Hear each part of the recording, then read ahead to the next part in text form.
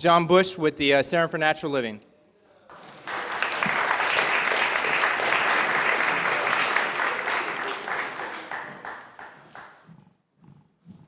Hey, how's everybody doing today? Good. Yeah, give it up for PorcFest! PorcFest X! Well, when I started off as an activist back in 2002, I never really thought that I'd find myself giving talks on parenting of all subjects, but here I am, and in recent years, I've come to realize that one of the most important things we can do is procreate and raise our children in a manner that's consistent with the philosophy of liberty, which is peace, non-aggression, mutual respect, communication, curiosity, not relying on central institutions, no arbitrary authority as well. And it's my belief that the current generation and existing generations, a large part of them, I don't have much hope for reforming the way that they think. And if we are to create a free society, I think it's going to come in raising a whole new generation of people to challenge the idea that we ought to even organize society with arbitrary coercion and hierarchy, and that we should teach children to reject the idea that it's okay to use force in order to encourage people to change their behavior. And of course, we believe that's wrong for government to use force in order to encourage people to change their behavior. So I think that principle should be applied to parenting as well. And if we can live in a more consistent manner, I do think we'll have a better shot at creating the ideal world that we all are yearning for. And then for those of you that do have children, obviously, I've thought deep and hard about how difficult it is to contemplate bringing a child into this world and having a child grow up through the same hardships and trouble that we've grown up. If anybody's been a victim of the police state or just the idea that people are locked in cages is hard for me.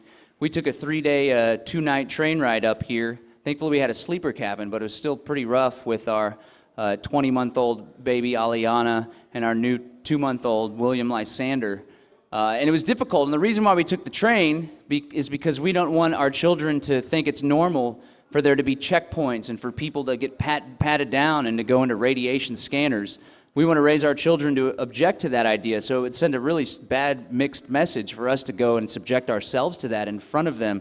So as a result, we took the train, and I'm often worried about my children having to experience the same hardship that we are, so I think it's absolutely important that we don't only get active within our communities, but we also get active within our family, and we change the way that we interact with our children and with our significant others.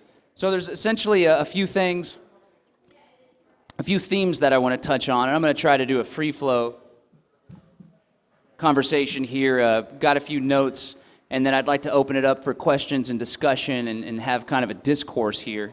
But some of the points that I want to make are mainly that children are the reflection of their parents and their environment and their surrounding.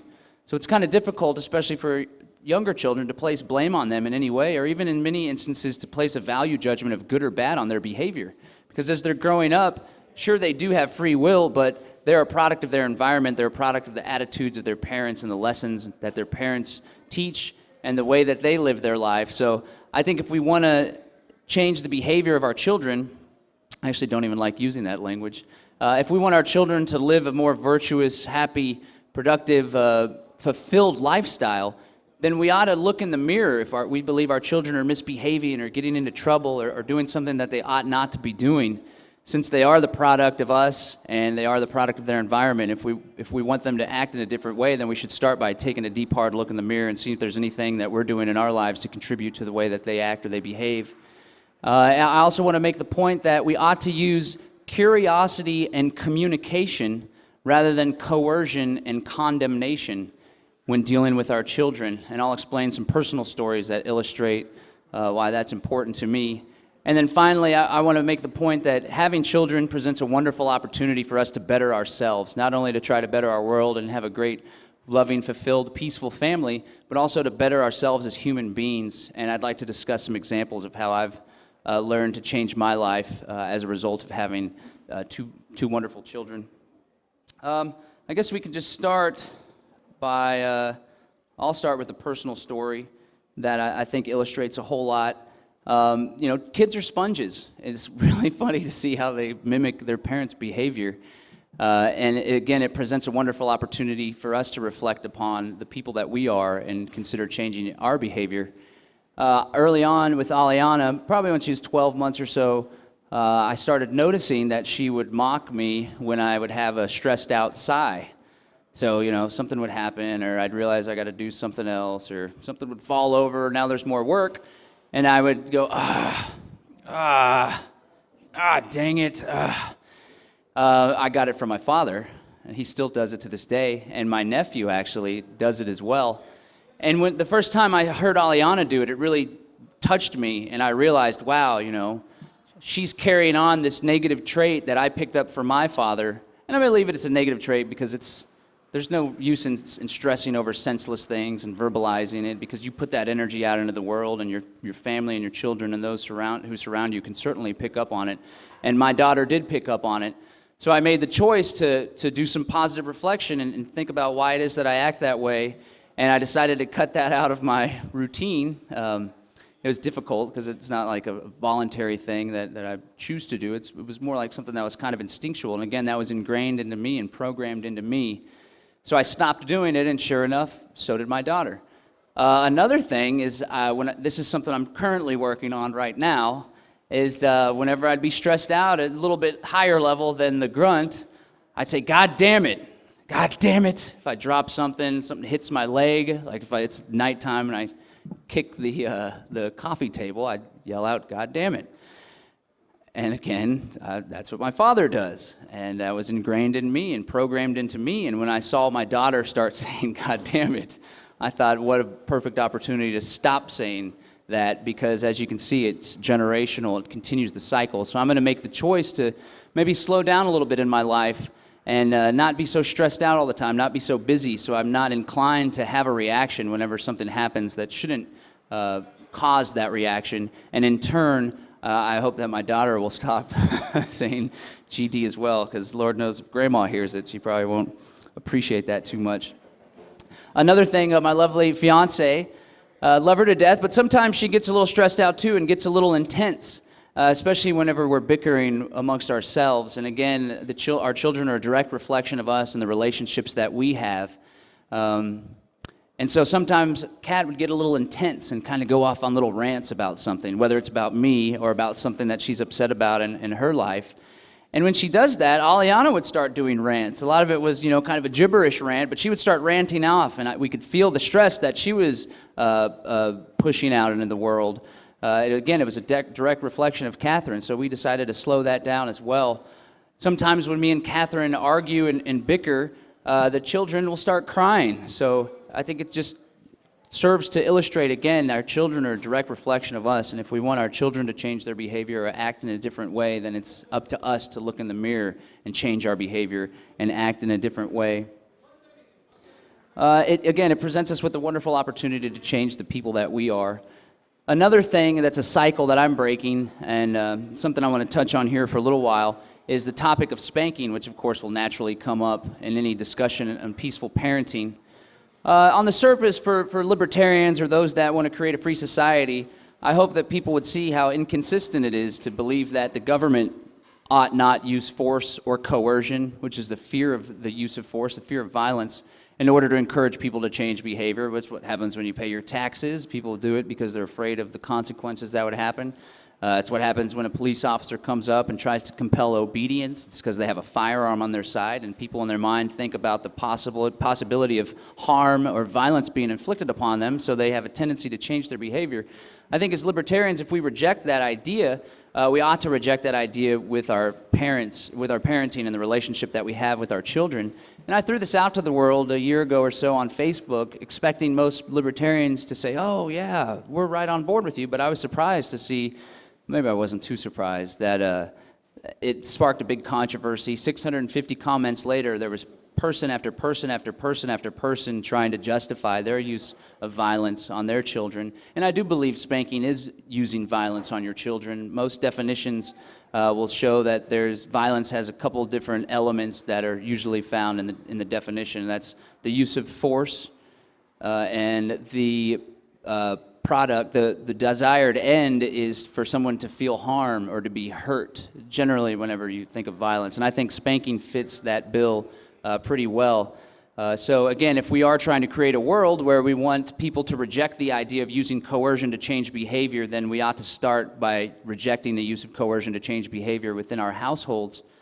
Another thing that I see wrong with spanking and other forms of discipline, which is a word I don't appreciate either, whether it's timeouts or rewards and punishment, which I'll talk a little bit more about later, is that it fails to point out the intrinsic problem with the child's behavior. It's like it's skipping the real issue. It's failing to strike at the root. It's failing to do what I like to call curiosity and communication. We always need to remember to ask why. Why is our child acting out? Why are they being frustrated? Why are they throwing a fit? Rather than just saying, oh, they're throwing a fit and I don't appreciate the way they're acting, so I'm going to use coercion, fear, rewards and punishment, or timeout in order to change their behavior. It's important to step back and take a look at why they might be acting that way. And a perfect example of that is with our daughter Aliana. It's actually coming back a little bit now, but we were doing good with it for a while. Every once in a while she hits mama. She was biting at a younger age too, which I think a lot of children go through. But we found her hitting mama. And so, man, that was really difficult to deal with because obviously we're not going to hit her back. That's another thing. Parents, be sure you don't hit your child to teach them that hitting's wrong, because they're smarter than most people think, and they'll certainly pick up on that and believe that it's disingenuous, and it'll probably put some hampers in the relationship that y'all are building. So Aliana would hit mama, and instead of reacting and getting angry or trying to discipline her or punish her or put her in timeout or whatever, we decided to ask why. And we started to pick up on a pattern that Aliana would hit mama when Dada was on his smartphone or when he was working and when he wasn't giving her the attention that she desired at the time. So we found that once we put the smartphone away, and whenever I started committing more of my time and energy, giving it 100% rather than 75% in family mode, 25% dinking around on my phone, responding to emails, we saw that the hitting and the biting reduced dramatically, almost down to zero.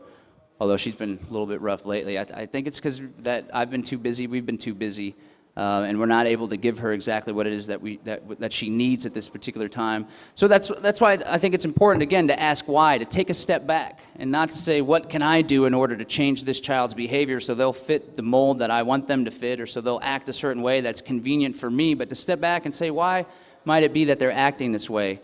When children throw quote-unquote fits, a lot of times it's because they're frustrated. And it's difficult for them to communicate exactly what it is that they're trying to get across. They need something, they can't communicate it.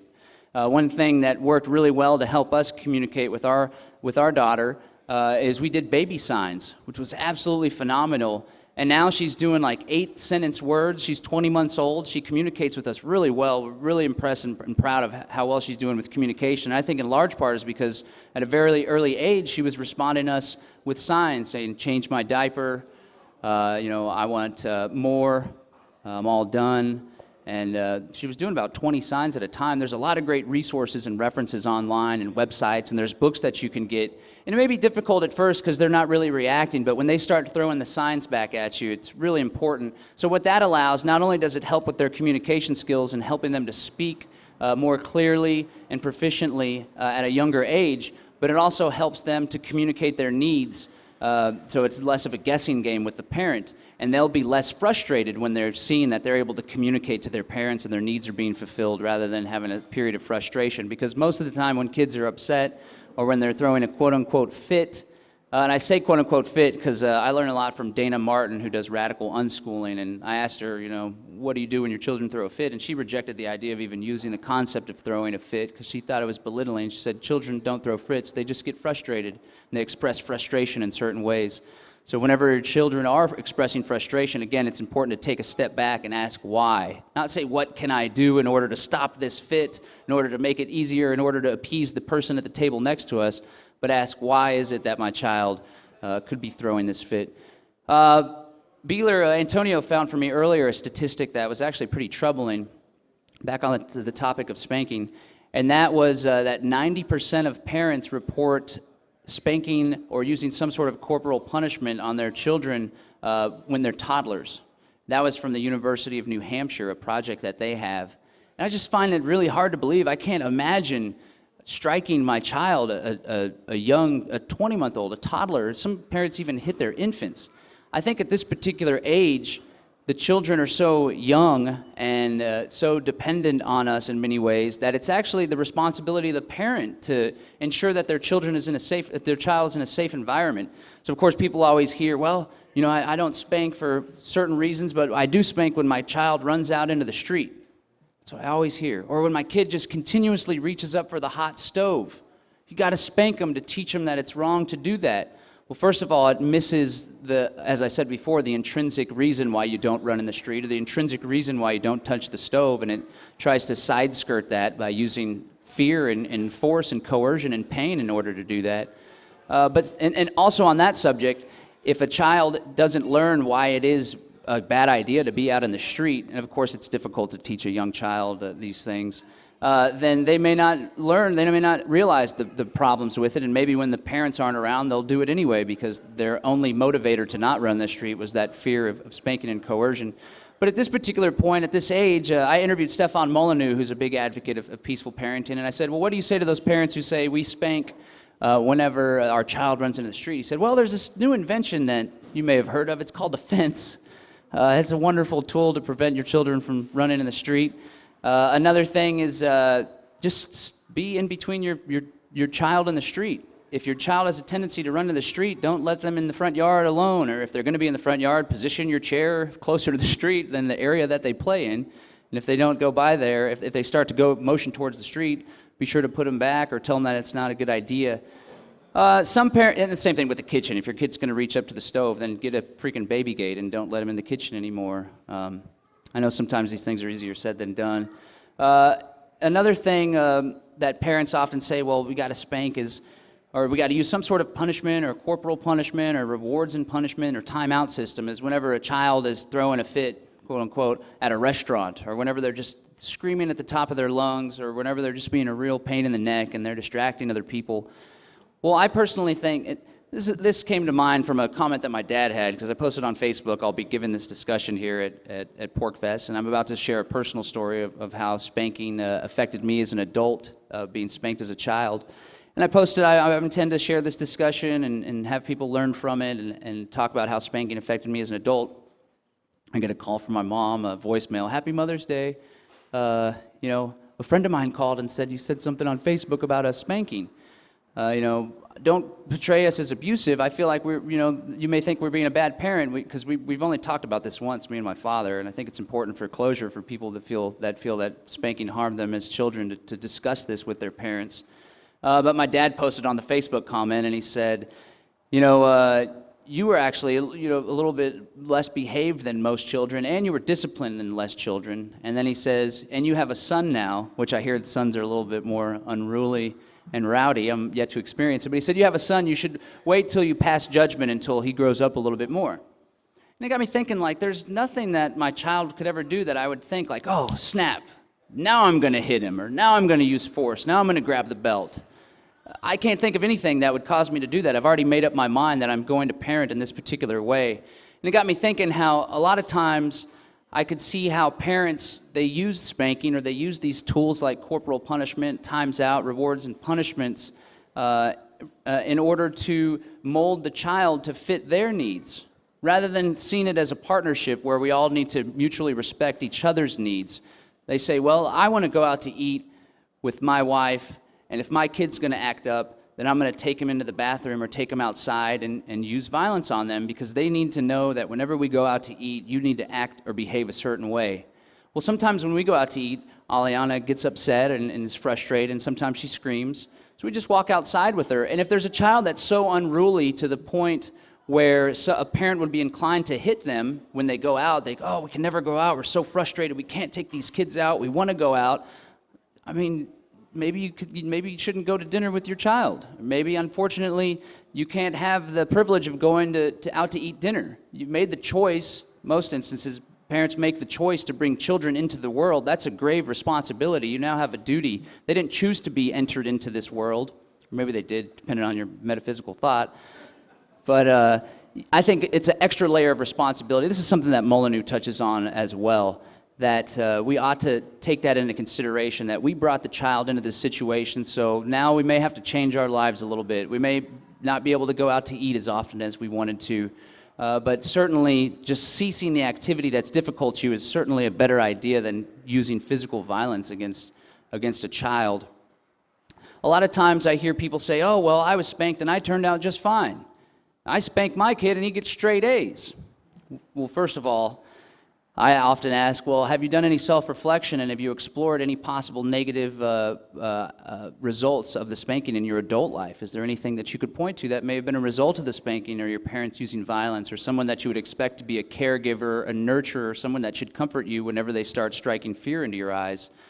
And they say, no, everything's fine. But on the surface, when they reveal that they now hit their children, I can tell you what the negative outcome is that they're hitting children and they think it's okay. On the surface, that's a negative outcome. But a lot of times, if you do some psychoanalysis or some self-reflection, you will find that there are some negative aspects. And I think it's important to share that with one another so we can maybe get some people to realize some things that happened as a result of spanking, so that maybe they can reconsider using that as a tool to try to change their children's behavior. And recently, I did some self-reflection, and I learned of a negative effect that my spanking as a child had on my adult life. And this actually came with the help of Stefan Molyneux. We did a discourse with him, Catherine and I. Catherine and I were having some really big relationship problems, and it was based on a time when we were split up shortly, and I did something that maybe I shouldn't have done. But more importantly, I lied to Catherine about it, and I withheld the truth from her.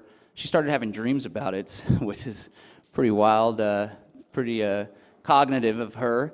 And I would always get defensive and say, why are you saying this? Why would you expect I would do something like this? And I lied to her for quite some time, and it caused a lot of difficulty in our relationship. And we had a conversation about it with Stefan Molyneux, and he starts asking about my upbringing as a child. And all of a sudden, Catherine tells him, well, he was spanked as a child. And I said, yeah, I was, and I'm open about that, but I don't see how it's relevant.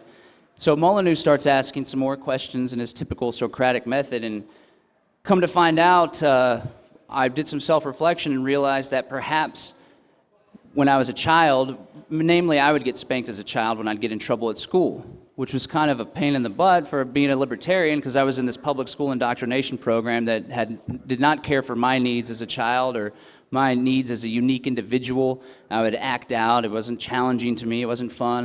Was more of a class clown, really. And so when I'd get in trouble in this public education coercion system, it would be taken out on me at home in the form of spanking. They were the rational, calculated spankings that I could expect.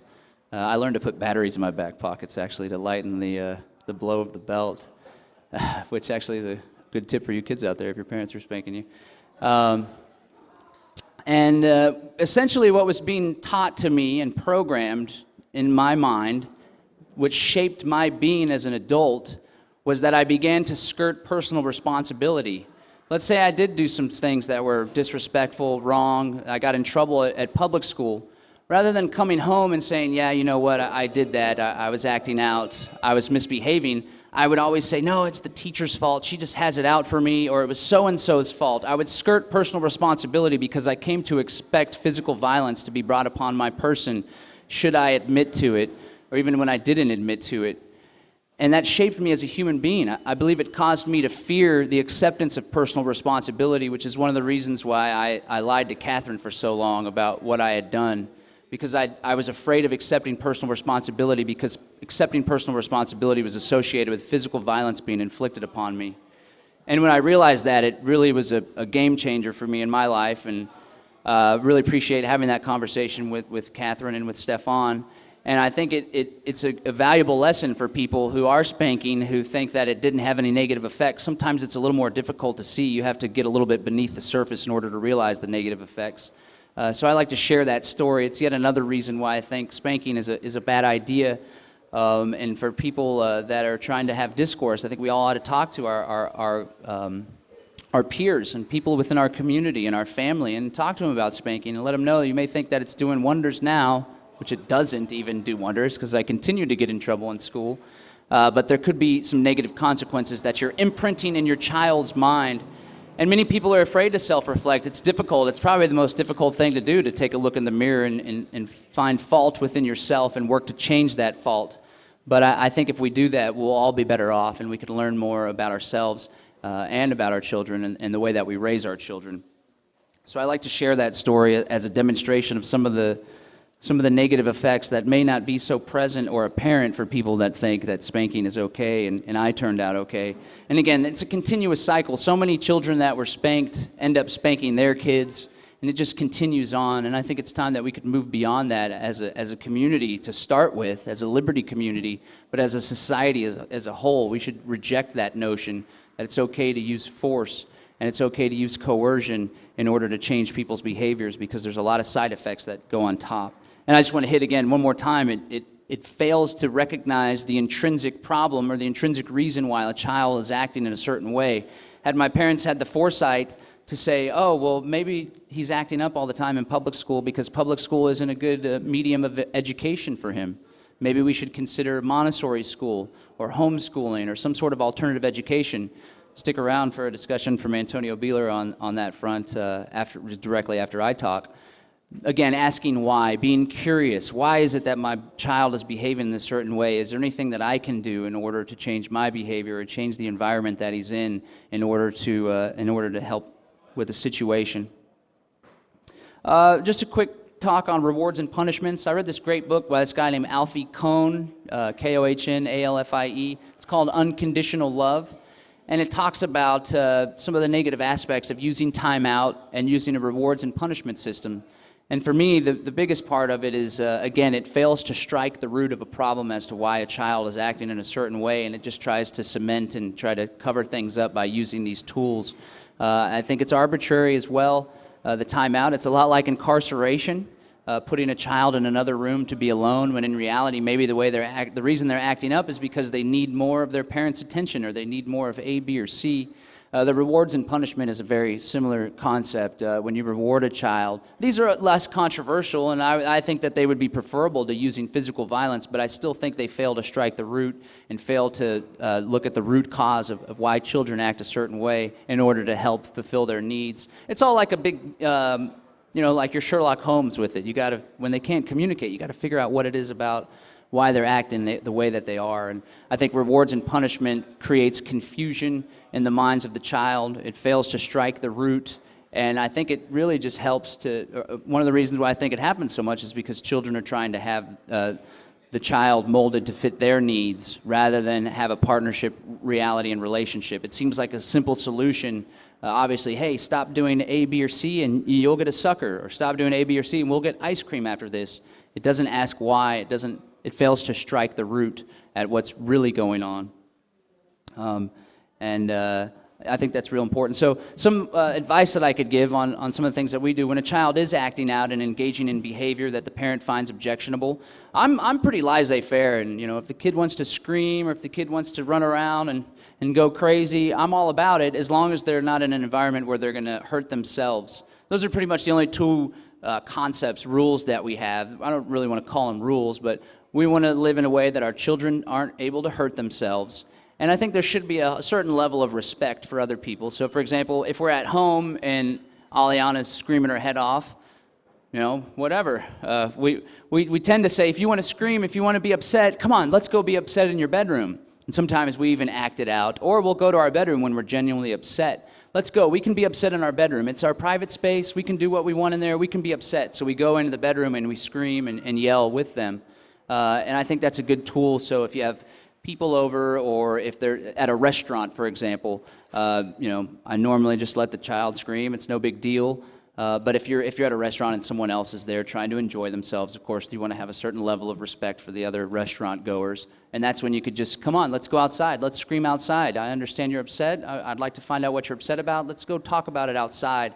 And so when a child is upset, rather than putting them in timeout or instituting a rewards and punishment system, or God forbid, spanking them or striking them in any way, I think it's important to get back to the root, to ask why, to get down on their level.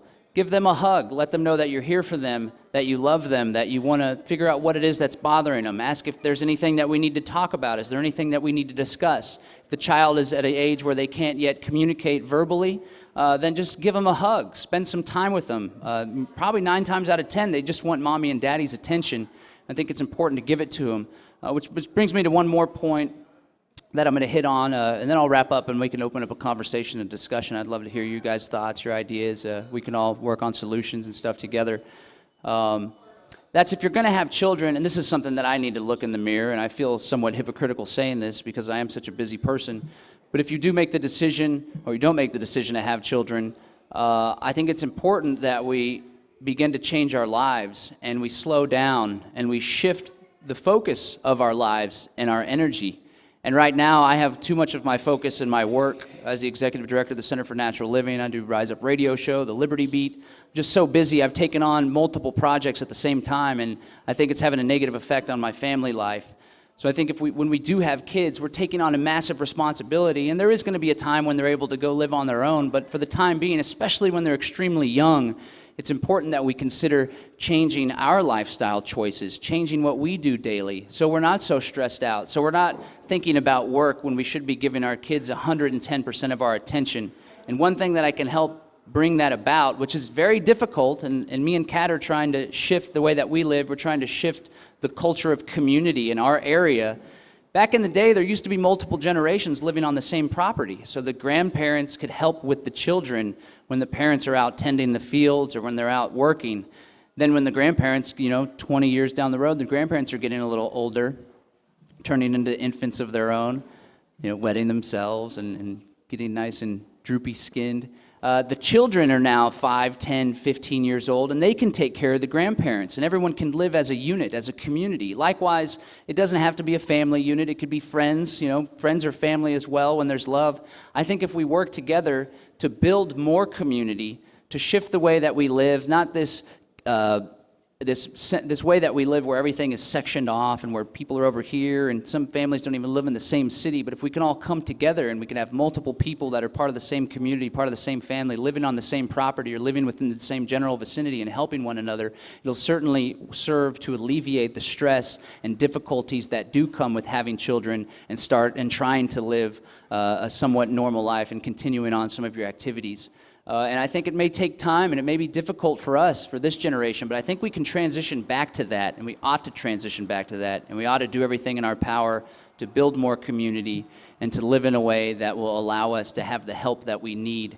I just want to thank Tracy Ward, and sorry, I'm getting a little emotional, and her 2 daughters, because they've really helped Catherine and I. They've really helped Catherine and I to benefit our lives and help raise our children. So thanks, Tracy. She's busy working back there. And thank you, Claire, and thank you, Madison. It's just an example of 2 families coming together and helping one another and benefiting one another in a way that the families wouldn't be able to do if they were just alone, if it was just one family. So I think that's ultimately the path that can help make everything that I've talked about, which is really difficult. Raising children is the most difficult thing that I've ever done in my life by far. But I think when we can come together as a community and unite families, it'll make it a lot easier to do just that. So to recap some of the themes that I discussed, parenting presents a wonderful opportunity for us to look in the mirror, reflect on the people that we are. Didn't think I'd be crying during a parenting discussion either 10 years ago. To reflect on the people that we are and to realize that our children are the products of us and our environments. And if there's anything about our children that we may not appreciate, don't take it out on them. Take a look in the mirror, ask why, and use community, let's add community. Use curiosity, communication, and community instead of coercion and condemnation. And I think it'll benefit us all as a whole, as a society, and it'll make sure that we're living a life that's more loving and more fulfilling for our families. So that's the core of my discussion today. Thank you. Antonio's going to hand out these flyers here. We're putting together a reality-based program called Sovereign Living.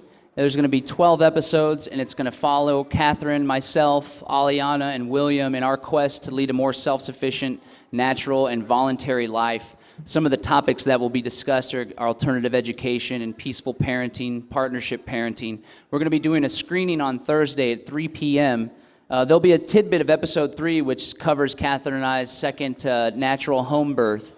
So I'm going to invite everybody out on Thursday at 3 p.m. to come check out the show that we're doing. It covers essentially our life and the stuff that we're doing and much of the stuff that I talked about, and it puts it in a fun, entertaining, educational, and hopefully inspirational manner so people can watch and see that while it is difficult, we can change the way that we live and we can better ourselves, our families, and in turn create a more peaceful, voluntary world.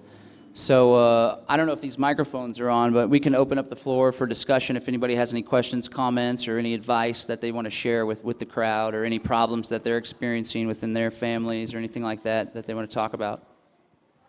Anybody? Hi. How are you? Yeah, my name is Juan. There's a few people that in Toronto, we have a small community. Oh, sorry. We have a small community, and we there's this peaceful. See what it was called, Global Peaceful March going on in about September. There's a Facebook meetup sort of thing going on. And we want to go to this thing and try to spread peaceful parenting ideas, right? So we're probably going to get pamphlets going on and try to talk to people, which is really exciting and nerve-wracking. And I was wondering what you think, what your approach would be. I don't know if you talked about this already, so I'm sorry if I'm like making you repeat yourself because I got here a bit late.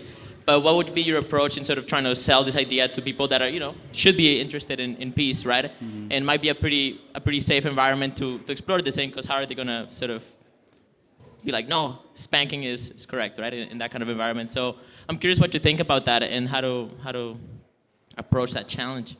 So it's a peace rally, global peace, like anti-war, or just peace in general? Let me try to read you the name. I'm not sure exactly what they're going to be discussing, but it should be, it's more a political kind of like no war type thing. That's what I'm thinking it is. Well, if their goal is peace in the world and peace in society, I would try to demonstrate the inconsistency and the hypocrisy of not leading a peaceful household. One of the things that I like to do in my activism in all different forms, whether I'm convincing someone that we ought to be peaceful parents or whether I'm convincing someone that we ought to reject the use of government for anything and trying to turn people onto anarchism, is to create cognitive dissonance in their minds so they kind of have a short circuit, and just to get them to point out the inconsistency in advocating for a peaceful world while simultaneously living a violent life and not having a peaceful household. So I'd start with that overall concept maybe, and then have it say like, if we want to create a peaceful world, what better place to start than in our own households? Point out the inconsistency and the hypocrisy of advocating for peace while simultaneously living an unpeaceful life. And then maybe touch on a couple subjects. I like to do things in threes. Hit up a couple points about spanking and why you and your crew maybe find the strongest, hardest hitting, pun intended, points on why spanking is bad. I would start with the negative consequences. It fails to strike the root of the problem. It just uses arbitrary authority. You could also point to rejecting the use of coercion to change people's behavior in society. Shouldn't use that for our children. And just have a conversation. Most importantly, humble yourselves. Don't come at it like what you're doing is wrong. You should be ashamed of yourself. We're doing the right things. What we're doing is right, because people instantly put up a defense mechanism. Let people save face. Talk about it. Maybe if you were spanked, or if you've had experience with spanking, say, I've felt the urge to do something like that in my life, but I've stopped. I think those are all things that'll help a whole lot. A quick side story on that note, I put up an ad on this radio station that we broadcast the Liberty Beat on in Austin for sovereignliving.tv. It was part of the Liberty Beat. And it said Sovereign Living. The Liberty Beat is sponsored by sovereignliving.tv, exploring agorism, peaceful communities, nonviolent parenting. And somebody called and complained and said, nonviolent parenting? What are they trying to imply? That I'm violent because I spank? So I would avoid anything that might arise some sort of defense mechanism in your language and the stuff that you do. Come to them humbly, come to them as an equal, saying, hey, we're exploring these ideas. We think it has immense benefits to create a more peaceful world. What are your thoughts on these ideas? Have you ever considered A, B, or C? Just come to them don't have statements that are bold and spanking is bad, here's why, but have statements that invoke curiosity and that don't arouse defense mechanisms. And then you'll be able to have a conversation on a more objective playing field rather than them thinking that you're attacking their parenting, because a lot of people do not appreciate it one bit when they think that you're telling them how to raise their kids. Which can be intrusive, and nobody wants to come in and say, you need to do this, you need to change that. I think it's important to ask questions, and if you're trying to force your viewpoint upon someone, they're not going to, that also fails to strike the root. But using the Socratic method and getting them to realize the negative implications of some of their actions themselves will really genuinely create an environment where they can fulfill that ideal rather than you forcing it upon them. Let it become their idea rather than an idea that you impressed upon them. Yes. I just attended a wedding, and I know this couple's intending to have children soon. I'm sorry. I just attended a wedding, and I know this couple is planning on having children soon. What are your favorite resources to give to new people to this idea? Friends, family. There's always books to read. I'll point out some books that I've come across, but I think nothing beats family and community coming together and talking and helping one another. I would just ask them to always remain curious. Just like quick points, be curious. Don't try to force your views upon your child. Learn from your child. I've learned so much more from my child, probably more than they've learned from me about myself and about the world. There's a great book, Alfie Kohn, Unconditional Love, or Unconditional Parenting, I think it might be. There's a wonderful resource. Her name's Dana Martin. She does radical unschooling, and she wrote a book about radical unschooling. Some people find it to be extreme. I think it's pretty spot on in most aspects. But yeah, I would say rather than pointing out books and resources to give them, I would just go talk to them or find other parents to go talk to them and let them know, you're about to embark on the most difficult journey of your life. It's also the most rewarding and fulfilling, but it's difficult. And do you have children? Find some other parents that you look up to and that you think model the behavior that parents ought to model, and try to hook them up. Go out for coffee, have discussion, just try to create an environment. The best thing you could do is always be there for them. Go hang out with them. If they seem like they're getting a little overwhelmed, come over and say, maybe I could look after the kids for a while. Just be a resource to help them out. I think on a human-to-human level is what I would advise. Anybody else have anything? So it's clear that you don't want to use violence on your children, and you want to protect them from that. But there are other people in society who will subject your child to violence, such as peers, teachers, members of their church, perhaps, coaches. So how do you live a life of peaceful parenting when you have other people out there who are exhibiting the wrong actions or violent actions towards your child? Sure. That brings up a good question with the interaction with your child, too, because sometimes Aliana would hit me, and I thought, maybe I'll use a Gandhi method here. I'm just going to let her hit me. And she really popped me pretty good, actually, and I don't think it changed her mind. Sometimes people, when a child hits them, I know this is kind of a side note on what your question is, they try to overreact and, oh my God, you hurt me, start crying. I think that's disingenuous, and it causes fear in the child's mind. I tried that as a strategy once. Maybe when she hits me, I'll just really overreact and make it seem like it was a terrible thing for her to do that. But looking back, I think that's probably not the most genuine thing to do. Creates unnecessary fear in their minds. They begin to feel genuinely bad, like they hurt you on a certain level. That being said, if a child, obviously an infant or a toddler isn't genuinely going to hurt you, and you have the ability to separate yourself from them if they are trying to come at you and attack you. If an older kid is genuinely coming at a parent and hurting them and trying to fight them, which sometimes happens, it's my belief that if you raise the child in a way where you're genuinely curious and you have that communication going the whole way, there won't be the resentment or the outburst to where it could get to a point like that. But I think it's still virtuous and the thing to do to prevent your child from hitting you by pushing them away and physically preventing them from harming you. I don't think a retribution or reacting by hitting them back would be a good idea, but certainly prevent them from using force upon you by using force in a manner to prevent harm on yourself is totally acceptable. When it comes to the rest of society, somebody posted this on the Facebook discussion that was going on for my post about this particular discussion. They said Tai Chi is a wonderful tool. Teach your children tools to defend themselves.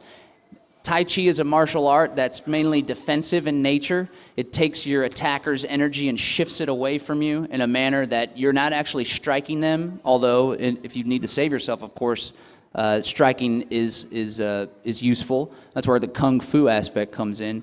But I would teach children that it's okay to defend yourself. It's okay to use force and violence in order to do so. And if it's a major concern, then I would recommend helping the children out by providing tools or resources, teaching a son how to defend himself, a daughter how to defend themselves, enroll them in Tai Chi. Our roommate, thankfully, is a Tai Chi instructor, which is why I'm pointing to that one. And then also do what you can. And of course, this is impossible to do in every situation, but don't allow them to be around negative actors that would inflict harm upon them. If they're at an age where they are vulnerable to attack and incapable of defending themselves, then I would do what you can to prevent them from being put in a situation like that. Biggest thing you could do is don't put them in public school where they're around anybody, any willy-nilly child whose maybe parents beat the hell out of them and they're inclined to beat the hell out of other children. I believe that's where most bullies come from. But just do your best to keep them out of an environment where that takes place. And if that is a possibility, I think it's certainly a good idea to teach children to defend themselves. And I think if you are to use a medium of defense, Tai Chi is a wonderful type of martial art. So is Aikido, karate, which is all about taking the attacker's energy, reflecting it in a way. It's kind of a martial arts that's consistent with NAP, in my opinion. Anybody? Yes. All right. Yeah.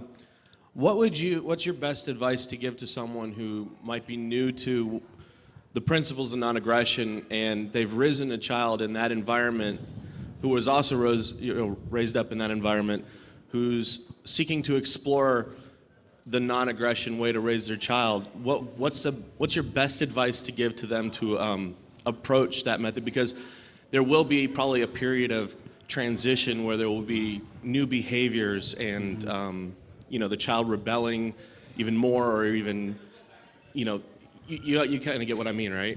Sure. Yeah. There's a lot about deprogramming in a sense, which is why I'm really excited about the opportunity to raise children 100% from the get-go without ever thinking that the idea to use force is a good idea. Make sure they understand the value in what it is that they're doing. It may be difficult, and there may be a transition phase, which is hard on the parent and the child, but in the long run, it's going to benefit everyone immensely.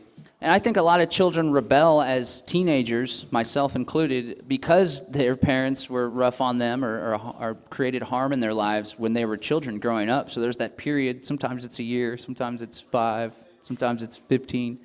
But it's important to know the value and what it is, even though it may be difficult to go through that. I would encourage them to relax, really, just to take a step back, to slow down, to understand that things may be difficult. But if there isn't a genuine harm that's coming out as a result of it, if there isn't a threat to their safety as a child, then just go with it, laissez-faire. And it's going to be difficult. And again, that's where community and family comes into play to help one another to get through those difficult times. So I guess my advice would be to encourage them to realize the benefit of doing what it is that they're doing, to have them understand the reasons why so they feel fully committed in that choice. And then when it comes to the transition phase and transition period, to just understand that it is going to be difficult, to be laissez-faire with it, to understand that what they're doing is worthwhile, and while it may be difficult, as long as the kid isn't harming themselves or harming the parents or harming their peers or their surroundings, then just roll with it. That's what I would say. Yeah. Oh, cutting out. Test, there we are. NSA censoring it. Yeah, just responding to what you just said there, very much my understanding of nonviolent communication is starting with yourself. Yeah. To be nonviolent and forgiving of your, faults, things that you want to change from before, and start from now moving ahead and a new course of action you've decided for yourself, and encouraging that also with your children. Oh, this happened? Yeah, okay. Now what do we do from here? Yeah, right? For sure. Yeah, I agree. It's all about self-reflection. There's sweet Aliana and Bill right there, and Kat. Hey, Ollie. Does anybody have any other questions, comments, remarks, advice, rebuttals, peace and freedom, prosperity, happiness, joy, love? All that sounds good. No, I'll take it all. I just would say, like you were saying earlier, there's a lot of things you said that are really good, but libertarians breed. I like that because seriously, I mean, but go into it with open eyes. That, like you said, I'd rather you not breed if you're not going to be responsible for it. But if you are, it really is rewarding. I've got twin 4-year-olds, and we can talk sometime. Girls, so 2 girls, but cool. It really does teach you a lot. And I guess just a couple of things I would say, just not really adding anything, but you've said a lot of great stuff. But to love them, I think. That's one of the biggest things I try to always make sure they know is that they're loved, and trying to give them as much responsibility as you reasonably can as age progresses. And obviously, people could split finer hairs on what is the level that they can do. But I mean, kids are a lot more resilient and a lot more able to do more than we probably give them credit for in process. And trying to kind of find that niche as they're going really helps. Yeah, it's all about balance. At least I feel like that, and I've gotten them to 4. So nice. Anyway, for sure. But no, thank you. Yeah, thank you. Yeah, it's all about balance with all sorts of different aspects, with responsibility and safety, and how much you hold them close and don't let them out in the world at particular ages, and how much you do give them the responsibility and the ability to do wrong and learn. The experience is the greatest teacher. And, if there's something that the child will do that maybe it'll hurt a tiny bit, sometimes it's okay for them to experience that because they'll learn it. It's certainly more preferable for them to learn the intrinsic reason why you ought not to do something rather than try to have some arbitrary reason put upon them through rewards, punishment, times out. Hey, Ollie. This is Ollie. We'll see how easy it is to do a speech with She's totally going to be no stage fright whatsoever. She's been brought up in front of crowds for quite some time. What is that? What is it? You ate it all? You're sticky. Another thing that's a good bit of advice that I got from Dana Martin that I meant to include earlier is the idea that don't expect the children to act a different way.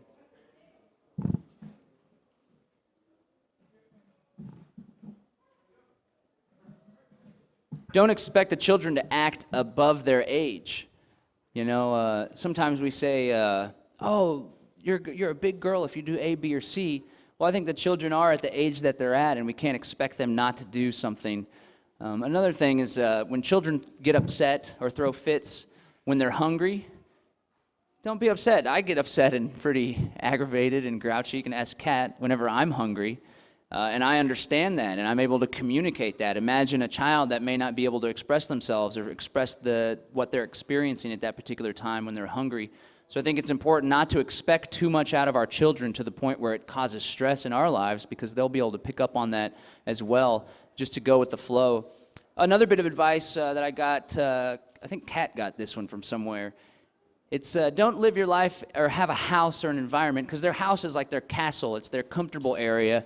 Don't have your house be like a museum where, don't touch that. Don't pick that up. That'll break. If there's something that's so valuable to you that your child could break, then put it out of their reach. Again, when our children are especially young, we have the ability to control so many things, whether it's them running into the street, them touching the stove, or them breaking the vase that you have on your mantle. Just move it out of their reach. It's so important for children to be able to experience things and touch things and feel things and explore things and get into things and knock stuff over and experience that type of stuff. So I think it's just all about not being stressed out and just relaxing. And the difficulty that I'm having, to go back to the self-reflection, is I have such a workload on my shoulders right now that I often find myself thinking about it when I ought to be giving 100% of my attention to my children. So I'm resolving to reduce my workload.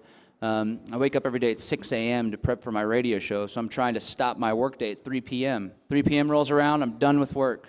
No more. Your email, I'll respond to it tomorrow. It can wait. It's not as important as having a happy, fulfilled life. And that's something that I'm struggling with because I'm such a workaholic, but I certainly value my family's happiness more than I do my job or what it is that I do in life. So that's something that I'm personally working on, and I think it'll immensely help and benefit with my stress level, but also the children picking up on that, for me to just let go and to devote 110% whenever it's time to relax and hang out. There's a couple more resources. Anybody familiar with the Voluntarist, the magazine that was printed out? I think it ended in the 90s.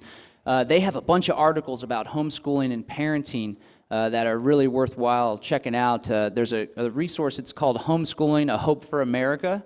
And it's a book that's a collection of short essays that were put out in the Voluntarius by Karl Wattner.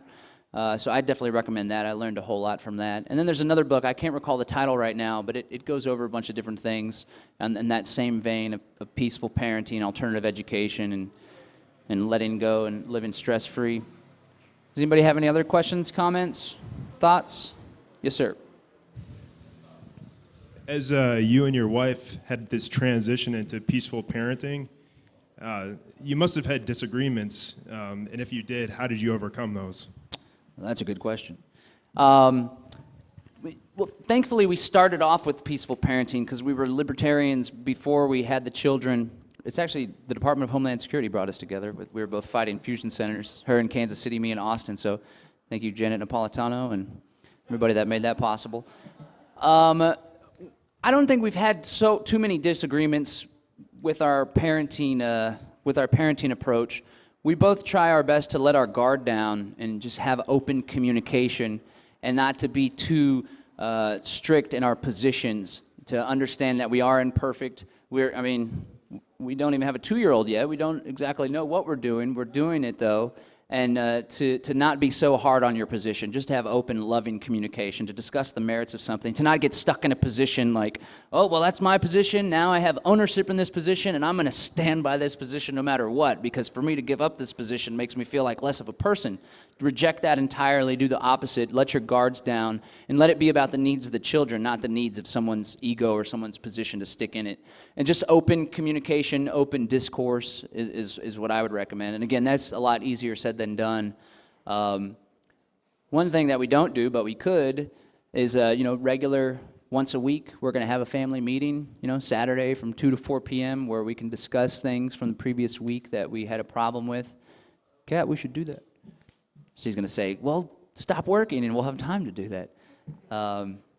That's what I would recommend. Just both partners putting their guard down and understanding that a discussion on any topic that they may disagree with will only serve to better their relationship with their child.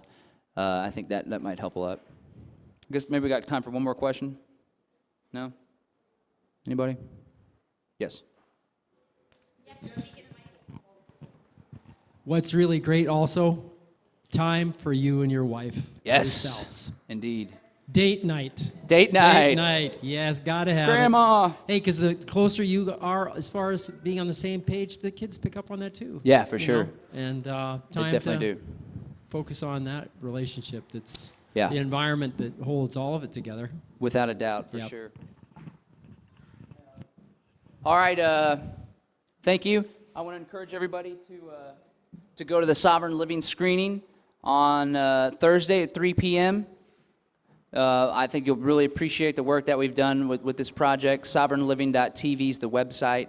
It's going to be a 12-episode reality-based program exploring a lot of the ideas that we talked about today. And you'll get to have an intimate look at the birth of our second child, a natural home birth. And definitely please come out Thursday at 3 p.m. For more information on the nonprofit that I'm the executive director of and co-founder of, it's called the Center for Natural Living. The mission is to demonstrate the value of voluntary cooperation and natural living in the areas of sustainability, family, and health by creating educational media and helping families to fulfill their basic needs. The website is centerfornaturalliving.org. So thank you, everybody, for taking part in the discussion. Appreciate it.